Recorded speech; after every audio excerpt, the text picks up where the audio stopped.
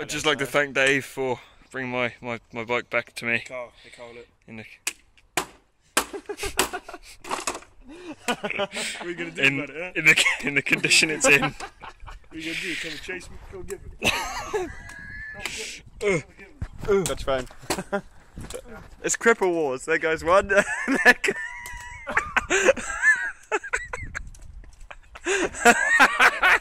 You look like a couple of things from Silent Hill. Around this side, Dave. Yeah, so as you can see, it's a bit. Don't you fucking start on me. I can chase you. But yeah, we're okay at least. It's not as bad as it looks. I'll have it back on the road in no time. Yeah, you could. That's the thing. You could I just need to a shit ton of tea cut, and it'll be fine. How does this work out? You crash into me and you're fine. Just work it out. If you could please do me a favour and wheel it backwards. Wait, you're all right. Well, it still runs and rides. That's the thing. The handlebars are still there somehow.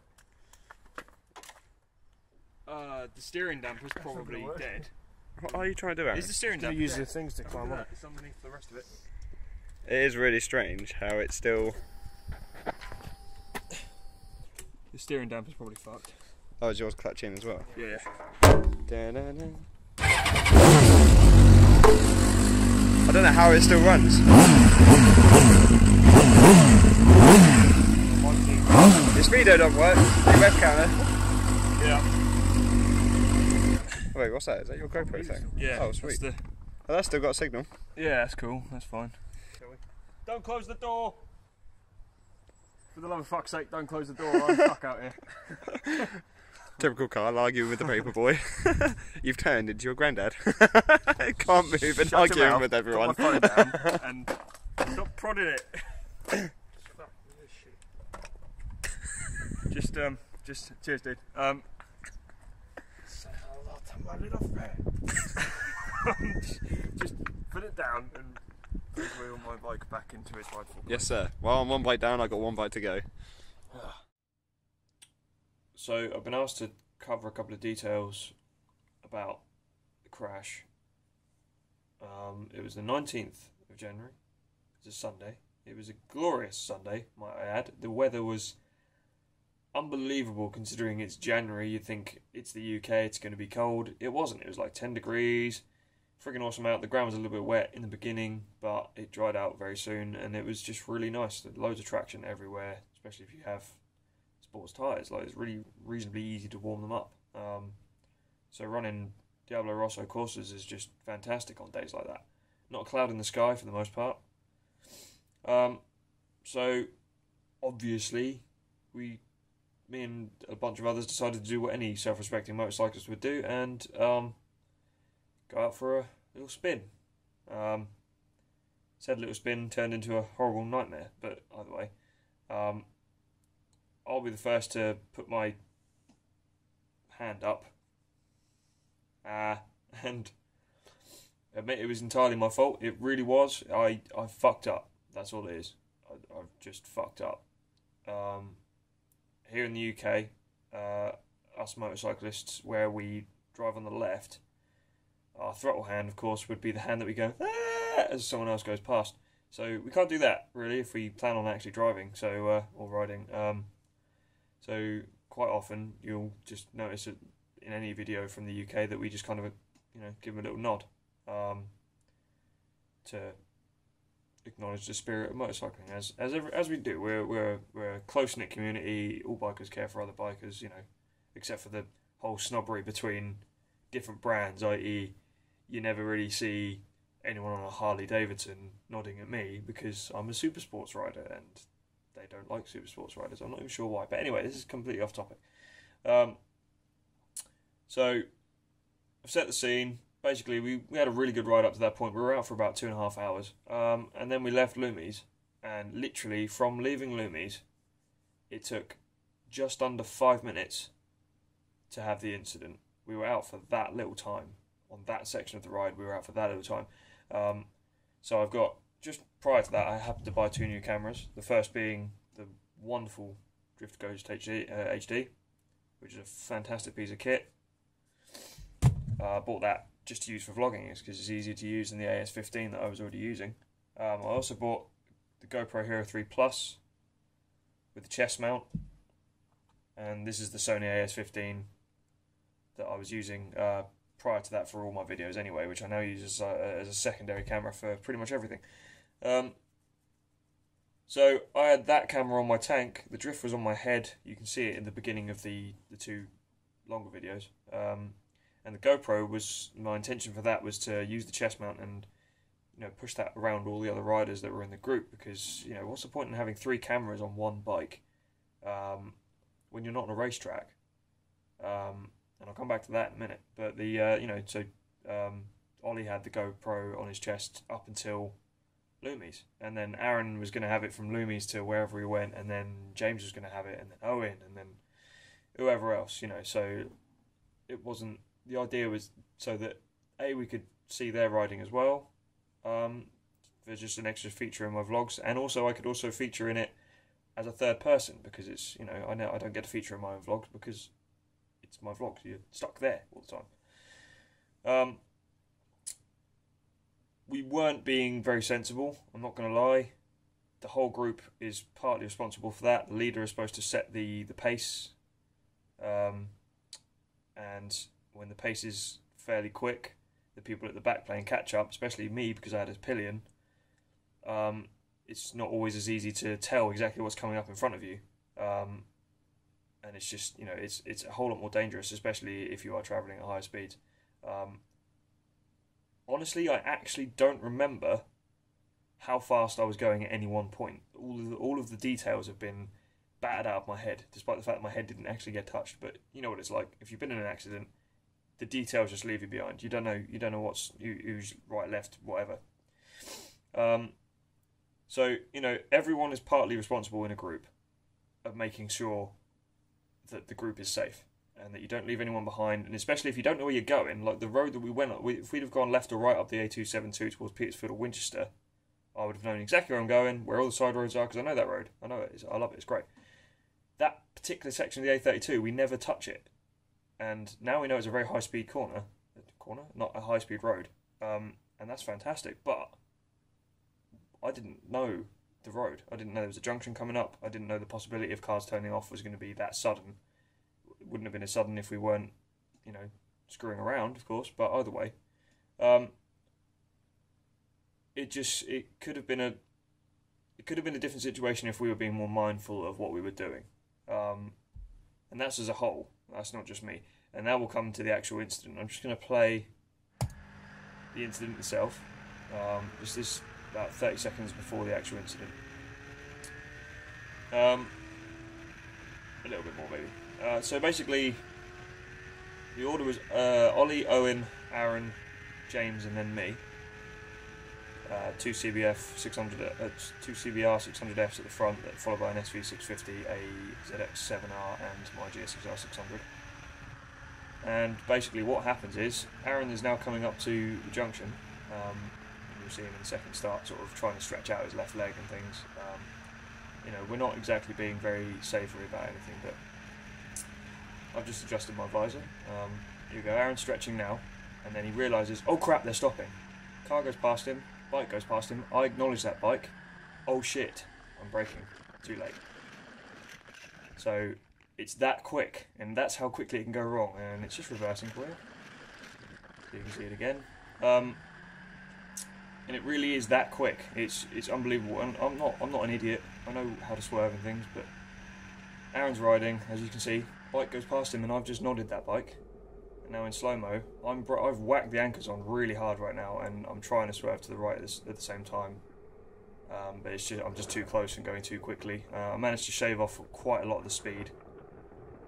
I think the impact was about 25 to 35 miles an hour, something like that, so that's not really that extreme. But that actually brings me on to my next point. 25 to 35 miles an hour is not quick by any stretch of the word.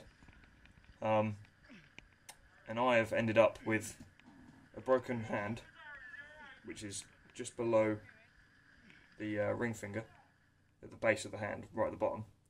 And also, if I can just quickly move for a minute, which is very difficult to do from this corner of the room.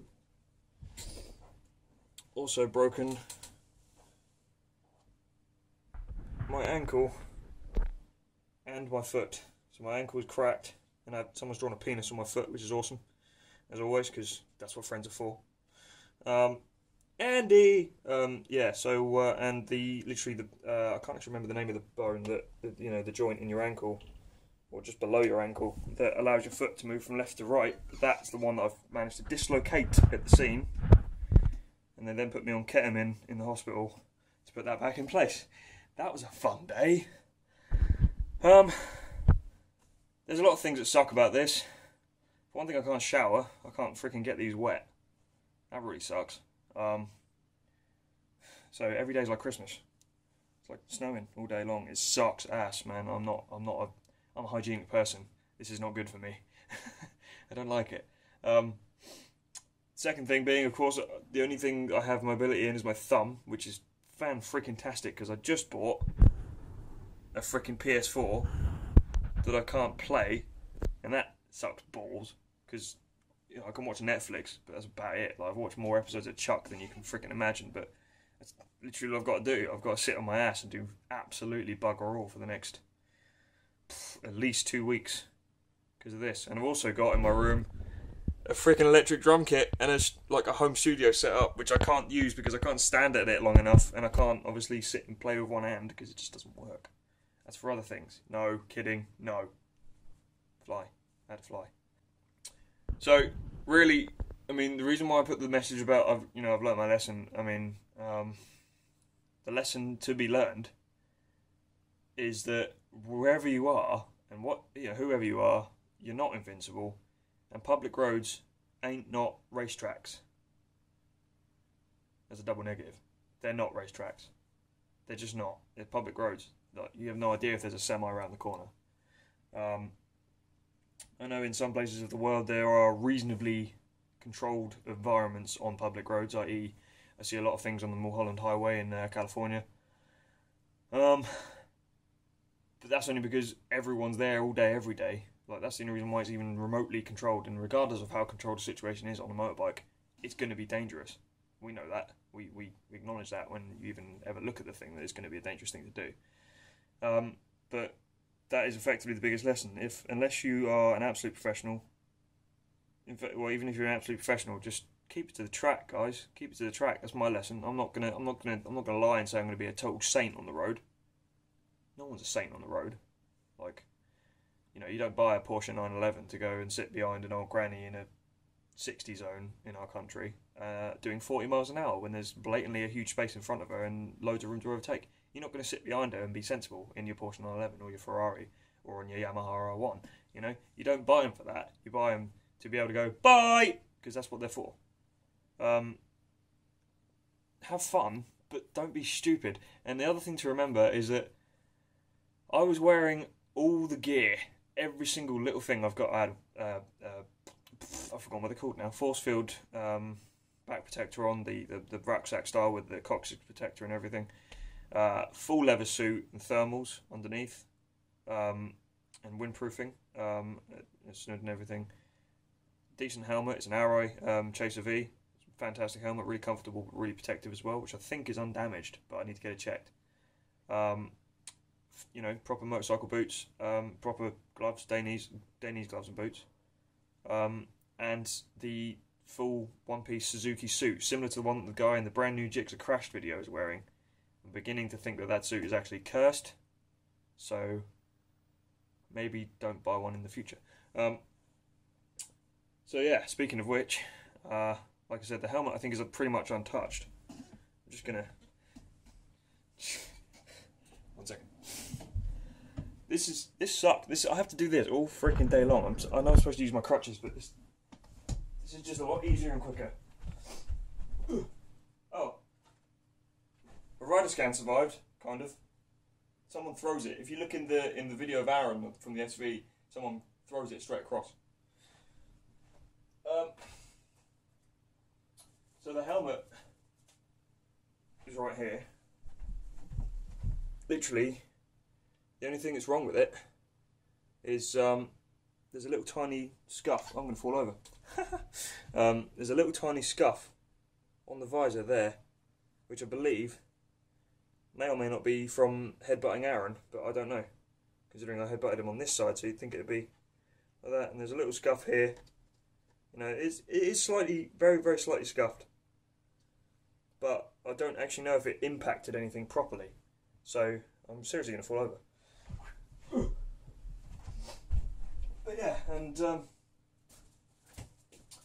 unfortunately the suit didn't make it through it, because in order to get me into the ambulance, they refused to move me, of course, which is the situation as ever with those kind of things. So they basically cut it into little pieces. I don't know how well you can see that, because I can only use one hand and one foot, and it's quite a heavy suit. But it is, for lack of a better phrase, absolutely beyond screwed. So that's all fun and games.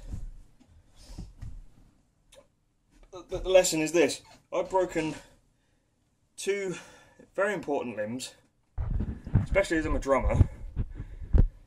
And I'm already out of breath. It's very hard to stay on one foot all the time.